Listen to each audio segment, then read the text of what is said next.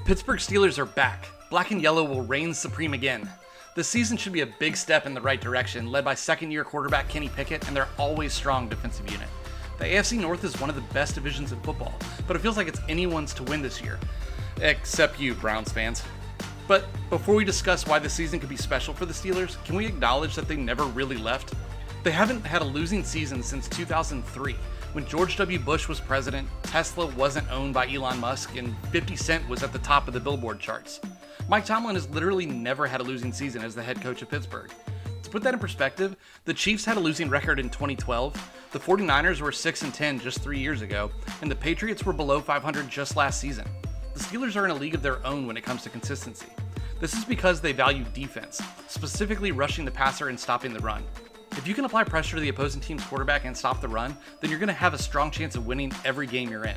TJ Watt is the elite of the elite as an edge rusher and overall defensive player, but he's just the most recent in a long line of defenders for the Steel Curtain.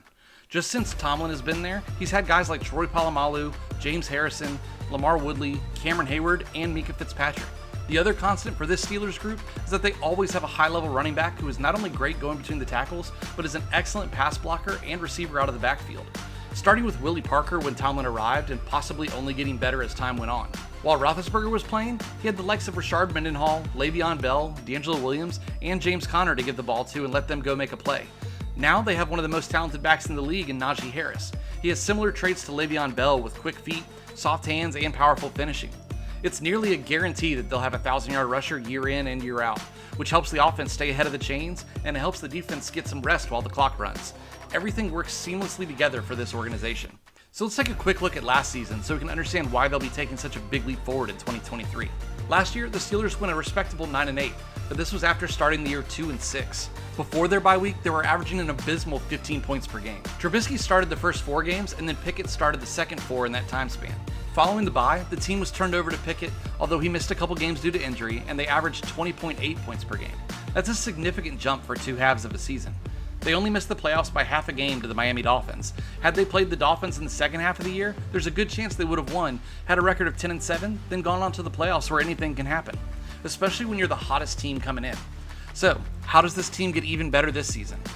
In the 2023 draft, the Steelers selected some key players that will make immediate contributions and 100% fit the play style of Pittsburgh. In the first round, they selected the big athletic offensive tackle out of Georgia, Broderick Jones.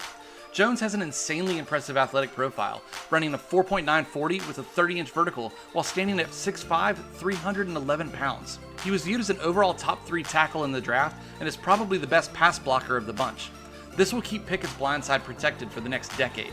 In the second round, the Steelers went with Joey Porter Jr., a corner that many had projected in the first round and even the top half of the first round in many mocks. Not only is he a great talent that fits their press man scheme, but he's a Steelers legacy player, with his dad having played the bulk of his great career in Pittsburgh. Also in the second round, they selected Keanu Benton out of Wisconsin, a true nose tackle with an ability to get upfield and apply pass rush pressure. He'll be great to hold down the middle and occupy blockers while TJ Watt does what he does on the outside. The last draft pick that I want to bring up that I suspect will make an impact immediately is Darnell Washington. The absolute mountain of a man standing at 6'7" and 264 pounds with a 4.6 40 time. He will be a great red zone target with his size, but perhaps his most valuable asset that will be noticeable as a rookie is his blocking. He'll stay in to max protect on play action and deep shots, but can also block out on the edge in the run game to help Najee Harris break longer runs. All of these rookies will make immediate impacts for this team and could go down as one of the best draft classes in recent memory if they all hit like I think they will. The Steelers also did a great job in free agency acquiring contributors without breaking the bank. Linebacker Cole Holcomb has started since his rookie season in Washington, amassing over 100 tackles twice so far in his young career. He'll push for the starting job, but will certainly be a great rotational piece and special teams contributor. Nate Herbig is coming from a brief stint with the Jets after starting his career in Philly. He's got 28 starts in the NFL and will be a great interior depth piece for the offensive line, which can never have too much depth. But the best free agency signing has got to be future Hall of Famer Patrick Peterson. He's 32 years old, but certainly can still play. He started all 17 games last season for the Vikings, grabbed 5 interceptions, and continues to be top 10 at his position in the league. If he can maintain that ability this season, then the Steelers defense should make a jump into the top 5. Peterson and Fitzpatrick roaming the secondary with TJ Watt breathing down opposing quarterbacks' necks should be a stressful situation for any offensive coordinator. But what about the pieces that were already in-house and should just get significantly better? George Pickens was one of the most exciting receivers in the league last season, making highlight-level catches pretty much every week. He plays the game with a chip on his shoulder, and it fits the Steelers perfectly. He thinks he's open on every play and demands the ball. He had an impressive 15.4 yards per reception, and I think his targets will skyrocket this year with another full offseason building chemistry with his quarterback. Next to Deontay Johnson, these two could be a very strong two-headed monster on the outside. Kenny Pickett showed flashes as a rookie that lead me to believe he's going to rise to a top 15 QB in the league this season, with the ceiling being far higher.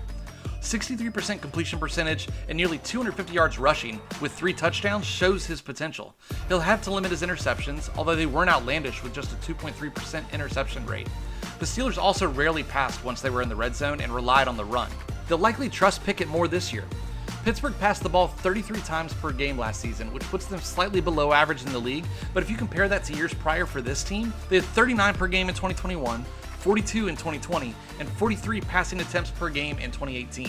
I suspect they'll pass a lot more this season, which will increase Pickett's stats, but also play more into what Tomlin likes to do. Spread the ball out horizontally and vertically to open it up for the big run plays up the middle. Pickett has the accuracy to take care of the ball, and with a full offseason as the starter, he'll get the work required to make the leap in his sophomore season.